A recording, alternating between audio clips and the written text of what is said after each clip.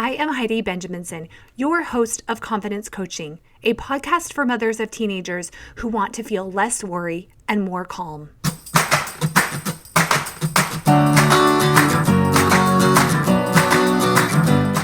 Life isn't a spectator sport. Success comes to those who show up every day with a pocket full of courage, grit, and a little sparkle. I'm glad you're here.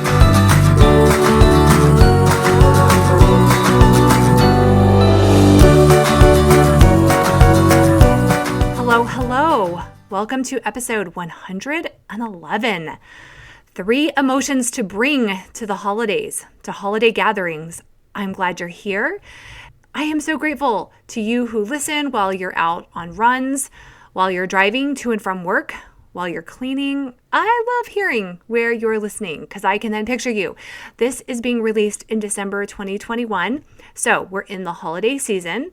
We've just had Thanksgiving. And December is the month of Hanukkah, Christmas, Kwanzaa. Almost all of us celebrate these holidays with parties, gatherings, dinners, and more, which means we're all getting together. And luckily, we get to do that this year because there wasn't a whole lot of that last year. And often the getting together is coming after a lot of preparation for that event. We're all under pressure and stress. And I think there is this underlying emotion in 2021 that we're all feeling collectively. And I'm not sure I've heard anyone put a name to it just yet. It's been a long year. I'm hearing that from a lot of clients.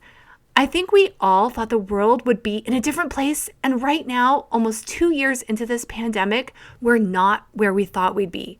So the holiday stress is layered on top of a general disappointment about the progress of getting out of this, and anxiety about what the new normal may look like. We all agree we don't need to go back to the old normal.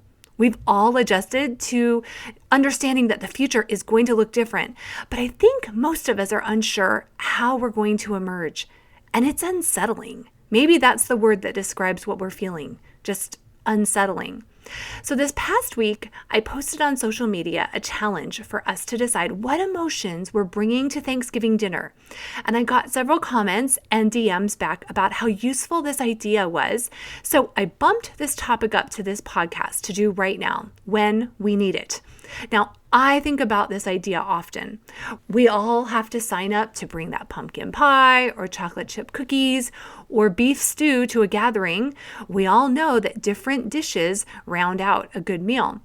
It seems just as useful for us to individually identify what emotional dishes we're bringing to the gatherings. If we aren't conscious of this, it's very easy to default to 2 unintentional emotions. We default to how we always feel, since we just keep on thinking all the old stories that we have on repeat. Or we default to reflect back and mirror the strongest emotion in the room or at the dining room table, because our lower brain has mirroring neurons that on default will reflect back those emotions. This is a survival mechanism because mirroring creates connection. And we need connection to live. These neurons work great when people around us are acting and feeling the way we want to. When the hostess is calm and happy, we're glad to mirror back how he or she is feeling. Our brain likes that it has little to do. It uses little energy to reflect back these emotions. The problem becomes when someone is projecting an energy that doesn't feel good to us, an emotional energy that isn't a reflection of who we want to be right then. We all know how this is. If we sit down with a group and several people are stressed or maybe angry, that energy spreads on default. I will go through a few examples in a second. I want you to first understand, though, if you find yourself very influenced by the energy of other people, there's a biological reason for this. And once you know it and you realize you can control your emotions, it becomes easier to be in these situations. And of course, we can also choose to leave. But when it's holiday gatherings where we possibly feel more obligated to stay, knowing how to control our emotions and like how we show up is important. So I suggest that you decide before any event, any gathering, maybe even holiday shopping. Think about the people there. Think about your own challenges, insecurities, and your own superpowers. And decide how you want to feel. No emotion is better or worse, good or bad. Today, I'm going to offer you 3 emotions as suggestions, why they work well in the holidays, and how to pivot to these regardless of how other people show up. Because knowing how to anchor our emotions, regardless of another person, how they act, this is real solid confidence.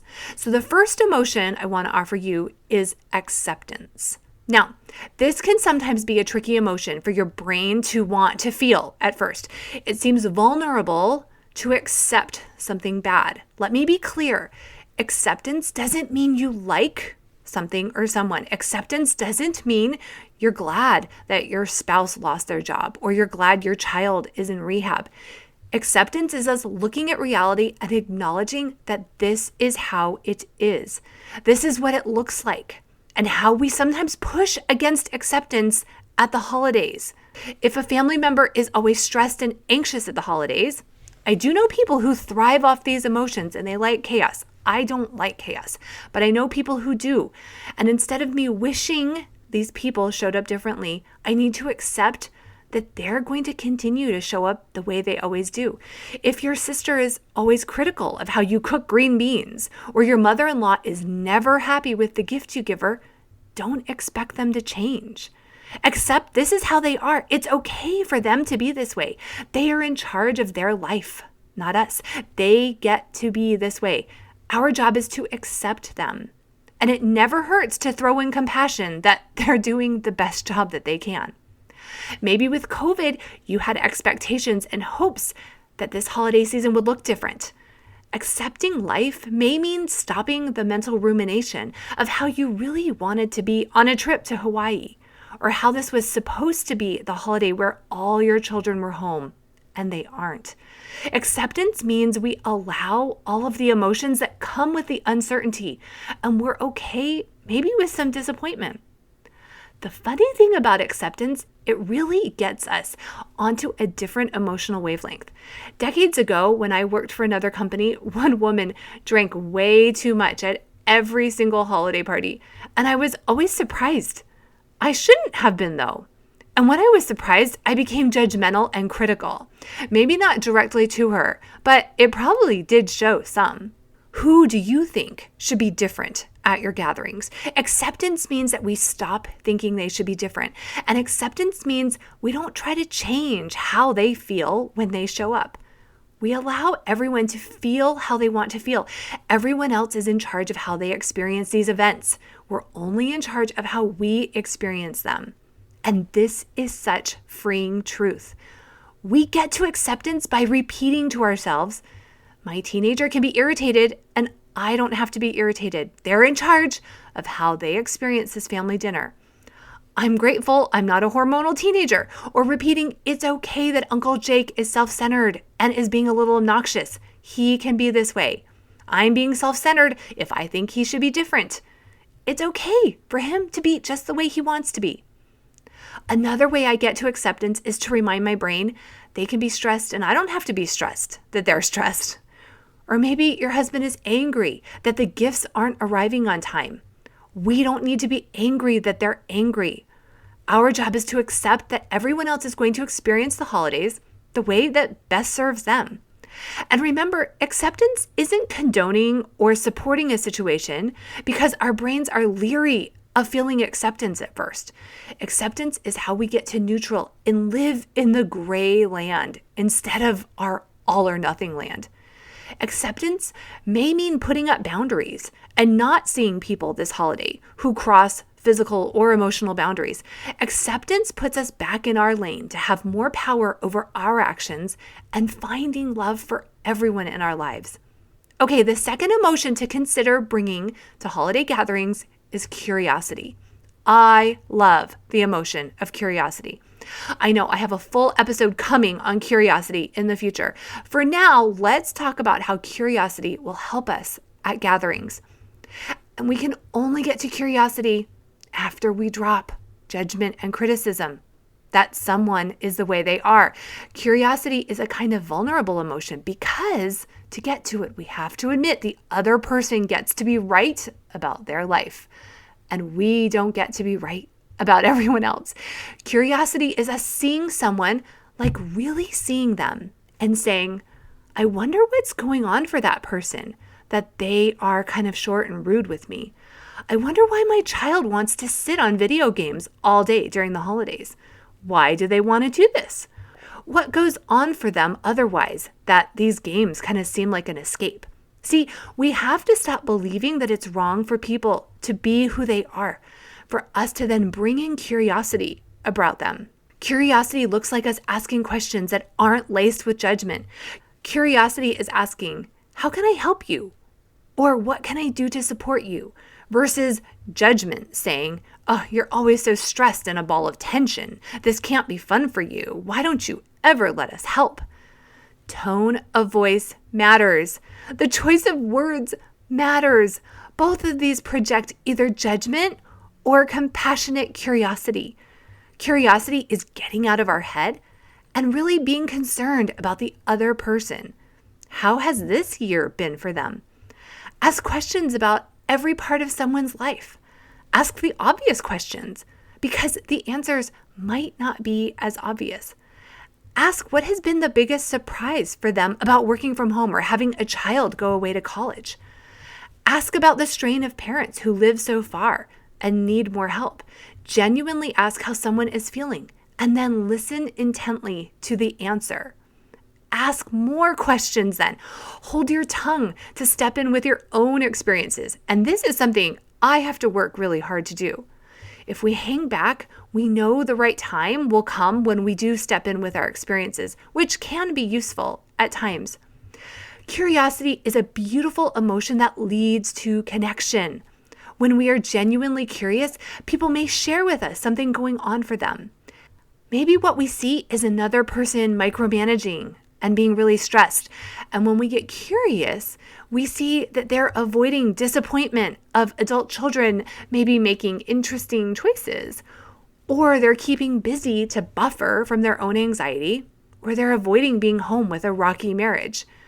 And we can hold space for compassion and empathy once we've used our curiosity to really see this person. We will rarely go wrong by getting curious and stopping our brains from making assumptions. Our vibe and emotional energy with curiosity is much more welcoming and friendly. I love being with curious people. Okay, the third emotion to bring to gatherings is amusement. At the holidays, we need to intentionally bring emotions that will help us drop perfectionism and allow some humanity. And being amused at ourselves, at our shortcomings, at the shortcomings of others, amusement is where it's at. I've ordered items that I thought my children wanted, and either I select the wrong items or the store shipped the wrong ones to us. Mistakes will happen. Travel plans will be interrupted. If we can be amused for a bit, we'll be more open to finding solutions.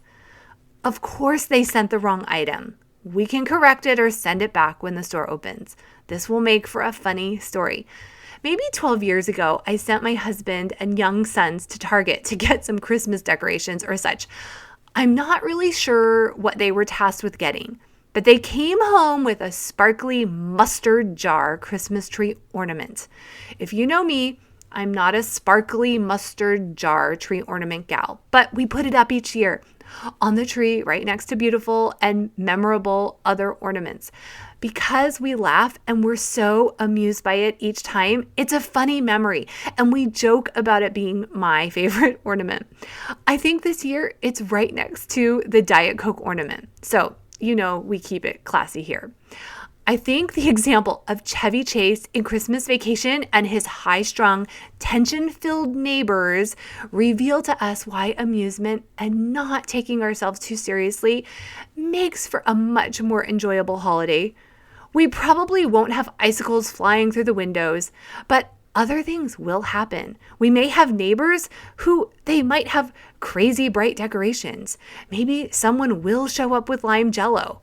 The turkey may be burned to a crisp. We can choose to be amused by this or filled with stress and tension. Chevy Chase's character was trying to make the best of the holiday, and all of the missteps, he just wanted a fun family holiday. Now, of course, he does flip his lid at the end, I don't want that for any of us. But just think, his neighbors, who remember, they didn't have any family who wanted to be near them. They were so uptight. We don't want to give off that vibe. Instead, let as much as possible roll right off your shoulders. Flawless perfection is not the goal for the holidays. And who wants that? We want laughter. We want to be in homes where a long-lost cousin can show up and park his awful RV in the driveway for a month. All of these things are funny. Maybe when something doesn't go as you hope this holiday, you can compare it to that movie and remind yourself that at least Cousin Eddie hasn't come to stay. Now, ultimately, our families want us to enjoy and relax these holidays. It's hard. I hear all of you right now groaning as you look at your list. But y'all, that list isn't what makes a holiday. It's our attitude to the list, our attitude to our kids. Do what matters to you and be open to some magic of the season. Decide right now how you want to show up this December. And I give you permission to feel whatever you have going on right now. If you're feeling sad or lonely or disappointed, it's okay. Own that you're making yourself feel that way. No one else is creating that emotion. Don't push it away. See the uncertainty of the world right now and bring the uncertainty along. Just make sure confidence is driving. Confidence that you and I can handle anything that comes our way. Because up to this point, we've handled every day successfully and woken up the next day. Okay, that's it for this week. On my social media, I'll be posting about a conference I'm speaking at in March in Maryland. I'm super excited for it. I'll talk more about it next week. If you would like personalized weekly private one-on-one coaching to manage your emotions and like the example that you are for your family, sign up for a consult call at HeidiBenjaminson.com. A confident mother is the greatest gift to her family, not a perfect mother. Our families want us to feel confident, anchored, and calm. I can help you uncover this version of yourself. Have a great week.